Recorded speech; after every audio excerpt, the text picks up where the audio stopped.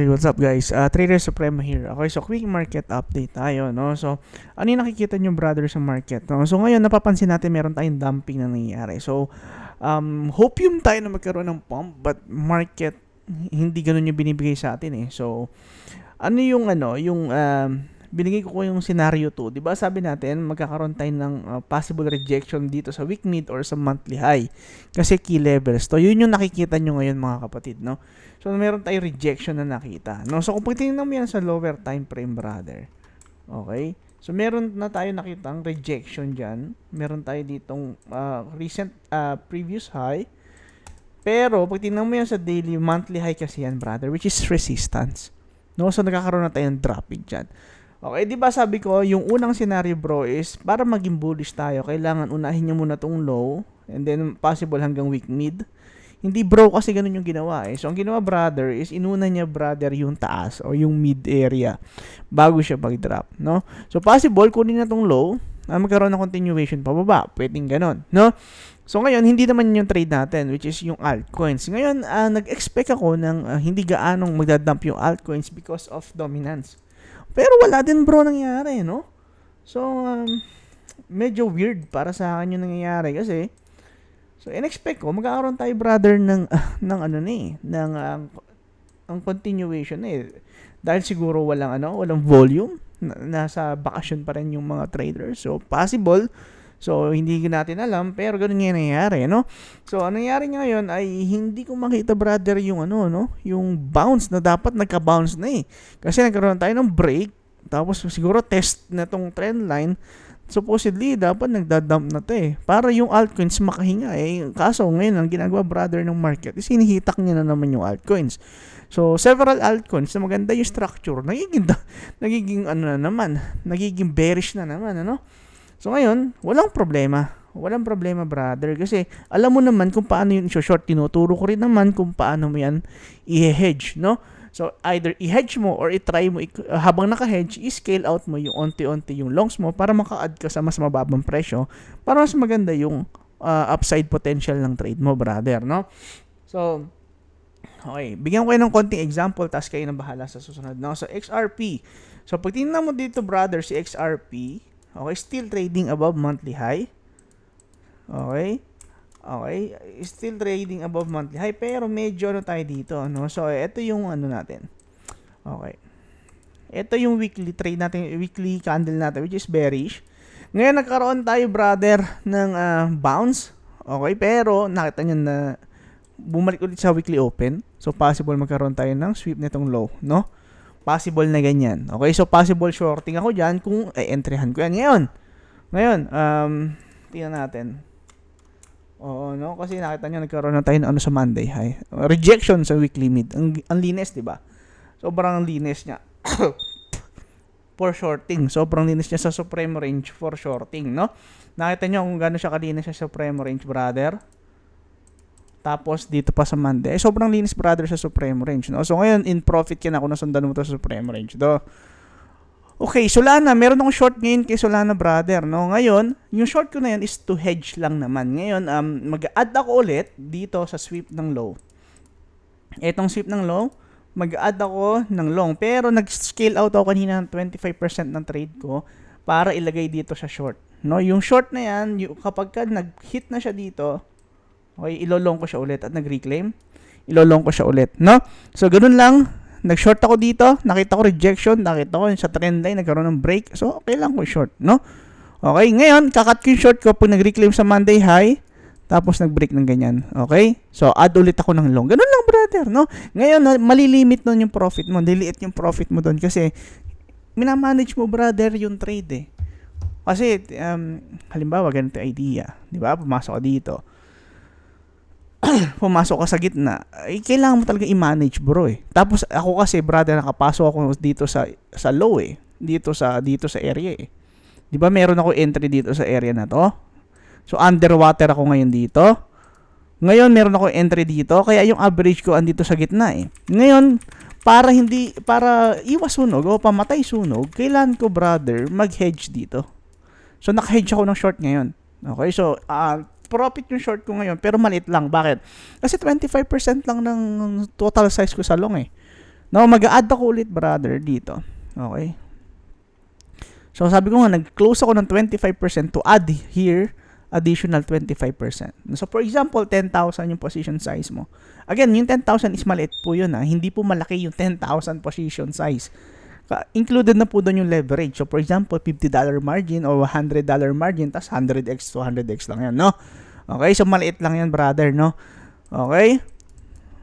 Yun lang. So, yun ang hinihintay natin. So, basic lang, diba? Pinibigay ko naman sa inyo kung saan kayo mag-short. Binibigay ko rin naman sa inyo saan kayo maglolong, no? So, ganun lang siya kadali. No? Hindi mo kailangang ma-stress. Mahihirapan ka lang dyan pag sobrang dami mong entry, no? Kasi kung isa lang yung entry mo, brother, tapos tinatry mo lang siya protektahan kada trade, wala, napaka-easy niyan. Sobrang dali niyan i-manage. Ngayon, for example, ako kasi 4 yung naka-open kong trade eh. So, doon ako medyo nahihirapan kasi imagine mo, 3 yung hine-hedge ko ng short. Tapos 4 din yung kini-scale out ko, tapos ini-scale in ko. Tinitimpla ko, brother, yung position. Ganun talaga, brother eh. Wala kang magagawin. Hindi mo naman makikita yung future eh. Okay? Ngayon, kung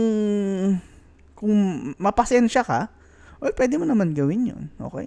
So, pero ngayon ganyan yung sinasabi ko, brother, hindi mo makikita yung future. For example, di ba, ang ganda ng dominance nitong nakakaraan? Tapos biglang bounce yung mga altcoins. But then, ano yung ginagawa ngayon? Nag-chop na naman. No, so, hindi siya reliable eh. Kaya nga, hindi ko siya gaano ginagamit. Kasi, hindi eh. Kailangan mo siyang aralin individually eh. Yung coins, hindi ka pwedeng mag-rely sa dominance eh. Kasi hindi naman talaga yan gumagana, bro eh. Kasi report lang yan eh. No? So, report lang yan. Kailangan mo talaga siyang aralin sa individual coins, kung paano mag-trade ng individual coins, you know? Okay? So, magigets yung mga pinagsasabi ko, brother, pag nandyan na kayo sa trade na kayo ng trade, tapos parang, okay, parang hindi nagwo-work yung mga ginagawa ko. Bakit kaya? Yung ganito, yung ganyan, no? Link. Okay, meron akong short sa link, brother. Nakita nyo, napakaganda ng rejection dito. Okay? I mean, bullish ako dito nung nakakaraan, pero brother, dahil binigyan tayo ng red weekly, okay, at nagkaroon tayo ng rejection, meron ako short dito. Kahapon lang nagkaroon ako short dito, pag-reclaim dito sa Monday high. No? Ang linis, di ba? Ang dali lang, brother, sa totoo lang. Di ba, binigyan ko naman kayo, sabi ko, pagka binrake yung trend line, dun, short mo na. Basta nasa key levels, brother, no? So, di ba, ang dali lang, brother, no? Okay, so, ngayon, ang target ko dyan, ito. Di ba? Okay? And then, kapag nag-reclaim, well, long na naman ako. Ganun lang kasimple, brother, no? Ganun lang kasimple. Ngayon, kapag wala kang nakitang bounce, well, huwag mo ilong. Ganun lang kasimple. Magre-reclaim kasi yan kung magbabounce. Okay? Pero, pagka ganyan, napaka-simple ng trade, no? Sobrang simple ng trade. Okay? Okay, Suwi. Etong Suwi, brother, wala akong short kasi walang trigger. Ngayon, underwater na naman yung profit. Profit na sana ako dito, brother, kasi nung nag-pump dito, ito entry ko, week mid eh. Nag-pump na, profit na eh. No? Ang problema bumalik sa entry price ko, hayop na yan, no? Bro, mukha tong maliit, pero pag nilagay mo yan sa higher time frame, malaking move yan, no? Malaking move yan, okay? So ngayon, doon ako nagkaroon ng problema kasi bumalik na naman siya sa entry price ko, brother, no? Pag tinignan mo siya sa weekly, bro, this is bullish, bro, no? Bullish siya sa akin, so wala namang breaking ng lows, eh, no? Tapos, nagtitrade kasi siya above weekly mid, no? So ngayon, wala akong choice kundi ilong to, no? Wala, hindi ko naman siya pwedeng i-short, eh. Ba't ka mag-short sa taas? Nasa ano ka, eh. Yung strength, strong yung coins, eh, no? Ngayon, hoping for a bounce dito sa area. No? Hoping for a bounce. Ngayon, automatic cut or emergency cut pagka-reclaim dito at nagkaroon ng coiling down dito sa area. Nag-coil down dito. Kailangan ko i-cut. Kasi brother, ang daming lows niya, no? Sunog ka dyan, no? Pagka, ginanon ka niya, di ba? So, automatic cut pagka ganon, brother, no? Okay tayo doon. So Ray,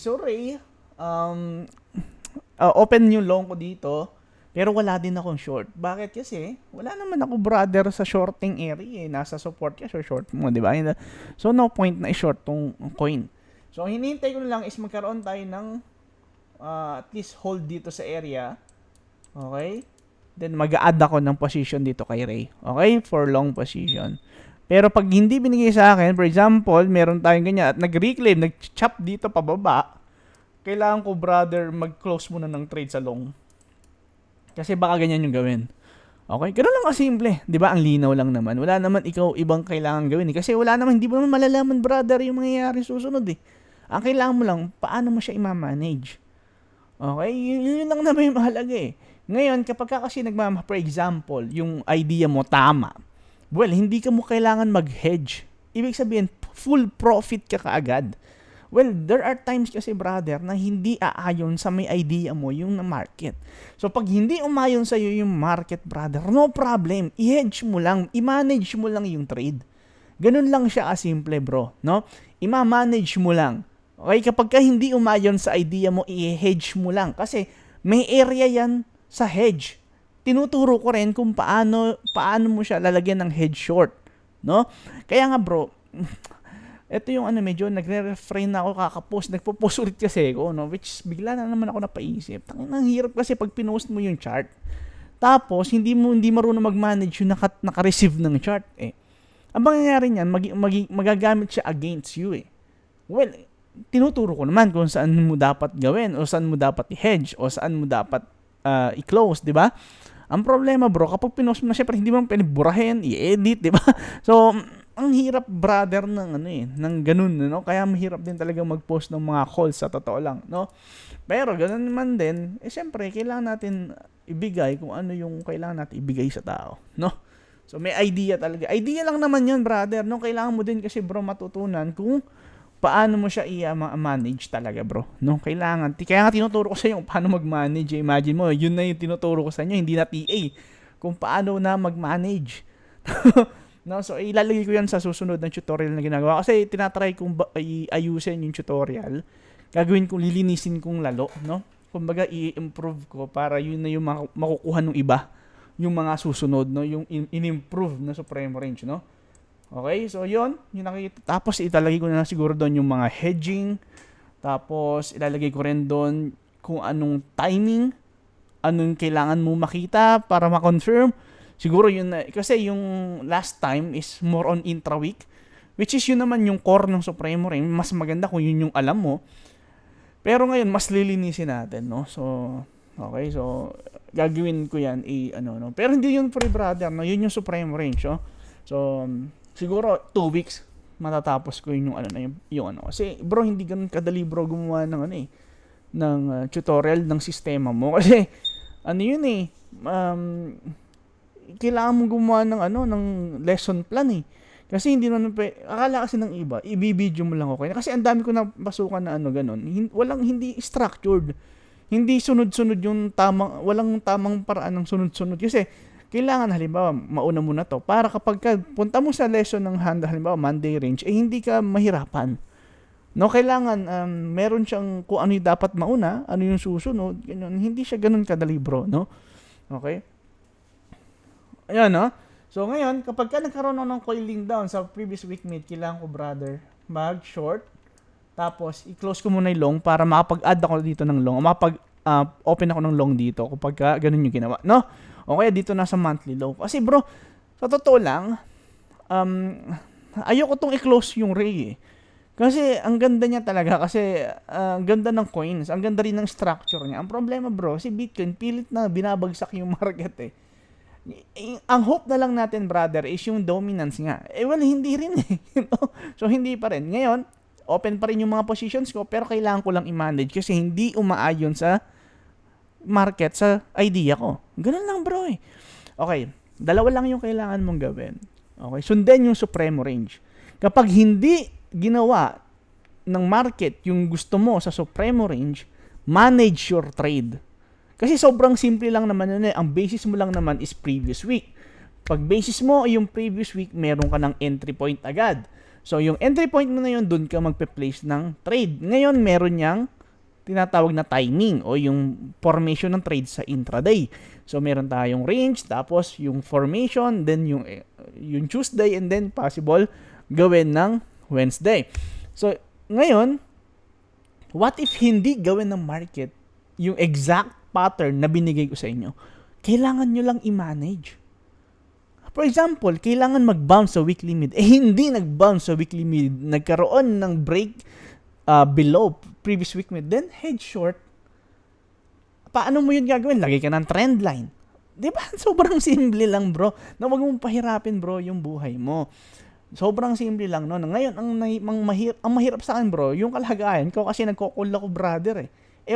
Ang problema kasi dyan, bro, yung iba, kapag nakita ng, hindi, invalid to, no? Kasi, hindi man lang tiningnan kung, okay, hindi ganito yung pattern na binigay, eh. So, kailangan mag-switch ako kasi dalawa lang naman yan, eh. Either long or short, dalawa. So, dalawa lang yung kailangan mo gawin. So, kung hindi playing yung pattern na binigay ko sa'yo, ibig sabihin lang yan. Kaya nga meron ako, bro, ganito eh. Nakita nyo mga drawing kong ganyan. Hindi naman, bro, drawing ko lang yan. Meron niyang ibig sabihin. For example, yan. Halimbawa, ito yung trend line. So, kapag nag-coil down, saan short mo? Ito. O, yun yung target. Di ba? Okay?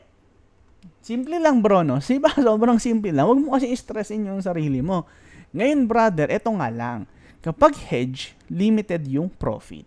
Okay? Sobrang liit ng profit sa hedge. Bakit? May loss ka dun eh. Siguradong may loss ka dun. Okay? So, for example, nag-long cut sa previous week mid, ang target mo magkaroon ng breakout. Sabihin natin 5:1. Dahil shorting ka lang, 2:1 lang yun. Tapos, meron ka pang loss. So, halos parang ano lang. Halimbawa, kung 50 lang yung pusta mo, yung risk mo, 50 din yung kita mo. Diba? So, kailangan mo lang i-manage talaga. Okay. Again, sabi ko nga sa inyo, pag nag-hedge ka, huwag kang mag-expect ng malaking profit kasi hedging yon. Okay?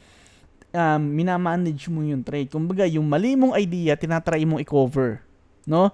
So, anything na i-cover mo yung idea at mali, talaga, bro, na hindi siya magiging malaking profit. No? Ngayon, hindi laging ganon. Hindi laging ganon. Kasi, minsan lang naman yung ganon eh. For example, ngayong week, kasi the past few weeks, kasi ang bullish naman kasi talaga ng template. Ang problema, brother, is Bitcoin trying to dump the market, no? Hinihitak niya. Ngayon, brother, ang hope na nga lang natin is Bitcoin dominance kasi nag-break na siya eh. So, ang gusto ko na lang makita, brother, is Bitcoin dominance na mag-dump, no? Kapag nangyari yung, brother, kahit na anong dump ni Bitcoin, yung altcoins, gagalaw. Ang problema, wala, no? So, tingnan muna natin, okay? So, hindi pa tapos, wala pa, no? Sabi ko nga sa inyo, kailangan mag-pump siya before second week of January. Kapag yun, kailangan kong mag-close ng trade. Okay? Or kahit na brother, this week or next week, kailangan kong mag-close ng trade kapag kakailangan. For example, brother, itong si H-bar. H-bar, sobrang lakas ng coins. Pero bro, mukhang, kasi ganito yung mga delikado eh. Bakit? Kasi sobrang taas ng pinump niya, wala pa siyang retracement. So, pag tingnan mo siya sa quarterly, brother, ganyan yung itsura niya. So, possible, pwede niyang bagsakan is this area. Pag tiningnan mo yan, brother, sa lower time frame, malalim yan. Okay? So, possible, ito yung kuhain niya, no? Sakto yan, brother, kapag ganito yung ginawa, no? Ito yung support eh. Diba? Okay, so kung may long ka dito, try mo i-hedge. Halimbawa, nag-drop na ganyan, tapos na ganyan, tapos gumanito. So, makaka-short ka, brother. Makaka-short ka. Diba? Ganun lang ibig ko sabihin, brother, kasi may multiple lows dito eh. Sakto yan, brother, sa 3-month na retracement. Then, tsaka ka dito maglululong, no? Okay tayo doon, brother. Okay tayo doon. Malinis tayo doon. Okay, malinis tayo doon, no? So, wala tayong magagawa eh. No? Okay. Lahat yan kasi, brother, is anticipation. Ngayon, kung hindi ibibigay yung anticipated idea mo, kailangan mong mag-switch sides. Ngayon, meron kayo ngayong key areas. Yung key areas na yun, dun ka maglalagay ng posisyon para alam mo agad yung invalidation. Nakita nyo naman kung saan nagbabounce, saan nagre-reflect yung mga price na yan. Di ba? Saan sila nagkakaroon ng significant effect. Di ba? Sa key levels lang naman palagi. Okay? So, pansin nyo, di ba? Lagi lang yan sa supremo range lang, lagi yan, brother, magkakaroon. For example, ito, kita mo, saan siya nagkaroon ng dumping. Di ba? Sa supremo range lang lahat yan, brother, eh, sa totoo lang. Kasi, mga key levels yan, bro. Yun yung tinitingnan ng mga traders. No? So, weekly, tingnan natin si BNB. Well, BNB is bearish, di ba? Sinabihan ko naman kayo, reclaim tayo ng monthly, ay, tas red. Tas may breaking ng loss. Kita nyo, brother, yun nangyari. So, eto, okay nga to i-short ngayon, brother, oh. Okay? Ngayon, target mo dito bro is weekly low. No? Itong mga lows na to.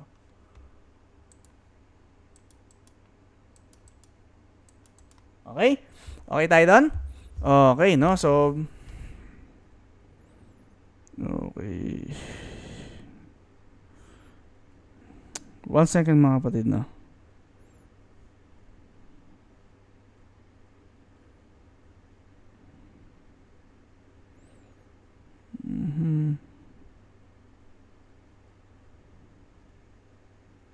No? So, mali na tayo dyan. Mali na tayo doon, brother. No? Kasi ito, mukhang retracement to. So, kung magkakaroon tayo, bro, ng coiling down dito, no? So, lalo na kapag pumunta siya sa weekly mid below. Okay? So, possible. Ay, ano ba nangyari? Ano? Dito yan. No? Dito yan. O, weekly levels dyan. Oh, weekly, month mid, no? Possible kunin yung mga liquidity na to. Okay? Okay tayo doon. So, sobrang linaw, di ba? So, alam mo agad yung area kung saan ka mag-short, saan ka mag-lolong. Kasi, binigay ko na sa yung mga key levels, eh. No? So, gets nyo na. Okay. So, ganun lang siya kasimple, brother. No? So, ngayon, bigyan ko lang kayo ng palaisipan, no? Kasi tapos na tayo sa analysis. Ngayon, kayo nung bahala sa iba, no? So, palaisipan lang, brother, no? So, ano yung pipiliin mo? One trade. Tapos, ang position size mo, for example, is 10,000. Or 5 trades. So, position size ay 2,000. 5, tama.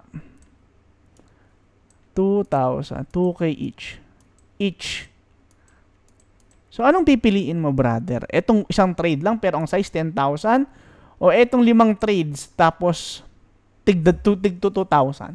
So, anong mas maganda, brother, sa dalawa? Nabigyan ko lang kayo ng question, no? Kasi nakakaumay pag puro ganyan, eh. So, bigyan ko lang kayo ng konting So, ano yung sagot nyo dito? Comment nga kayo, brother, A or B, no? A or B. So, ano yung sa tingin nyo, brother, mas maganda sa dalawa na yan? Okay. So, so, sagutin nyo muna sa comment, tapos okay. So, explain ko sa inyo bakit, ano yung pipiliin ko. Brother, kung ako papipiliin, A. Okay, bakit? Kasi sobrang daling i-manage, brother, ng isang trade.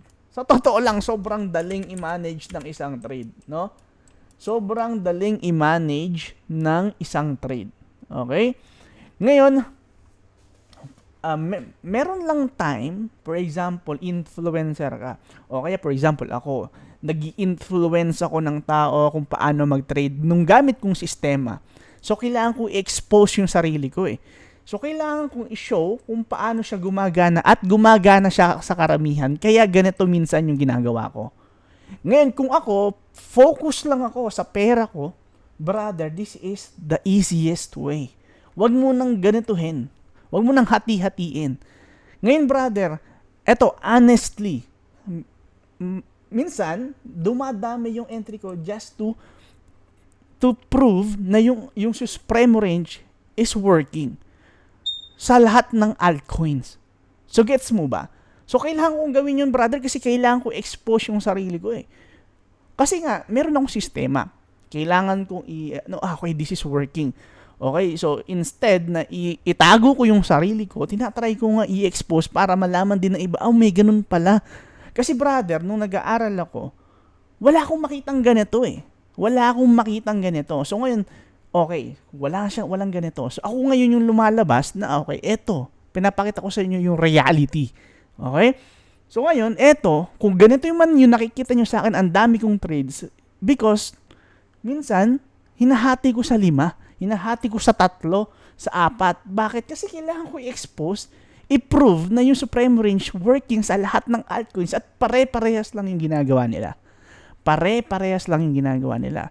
So, kung ang market is bearish this week at nandun tayo sa weekly mid, so possible, ganun lang yung gawin. At nandun ka sa may, for example, Monday high, ganyan, nasa template ka ng bearish, pero ganun lang. Ganun lang kasimple. No? Ngayon, kung ako, magfo-focus lang sa account ko at hindi ko kailangan na-expose yung sarili ko, well, ito lang talagang gagawin ko, bro. No? Ito lang, halimbawa kung focusan ko lang, brother, yung sarili ko, brother, at hindi ako magi-influence ng tao, kaya nga influencer, kasi nag-i-influence ako ng tao eh. No? So, brother, yung one trade na 10,000 is much better kaysa sa 2K tapos 5 trade. No? Okay? Ito po is much better. 10,000. Bakit? For example, ito yung area, brother. Tapos nag-dump. Tapos nag-reclaim. Tapos nag-ganito yung range. Andito yung range. So, makikita mo na pwede kang mag-short dito. So, nag-short ka dito, 10,000. Okay? 10,000. Ngayon, nakita mo yung trade. Okay? Nag-reclaim siya sa weekly mid. Dito. Well, makakapag-long ka dito with 5K position size. Ngayon, unti-unti mong i-scale out itong 10K mo. And then add 5K here. Paangat. Paangat, no? Paangat. Bakit? Kasi brother, ang idea mo is shorting dito sa weekly mid. Sabihin natin possible Monday high. Kaso, yung market biglang nag-switch to bullish. Wala tayong magagawa, brother. Sobrang daming instances na ganyan yung ginagawa. Ang problema sa iba, brother, hindi nag-pivot. Hindi pumipivot. Wala eh. Kailangan mo, brother, ano yun yan, no? Kailangan mo matutunan yan at experience yan, bro. Ang maituturo ko lang sa inyo, yung konsepto eh. Konsepto, yung entry price, lahat ng kailangan mo. Ngayon, yung pag-manage, tinuturo ko na rin. Ang kailangan, brother, is proper execution. Hindi yan madali, bro. Maniwala ka sa akin. Kahit ako, hindi ko perfecto yan. Hindi yan madali.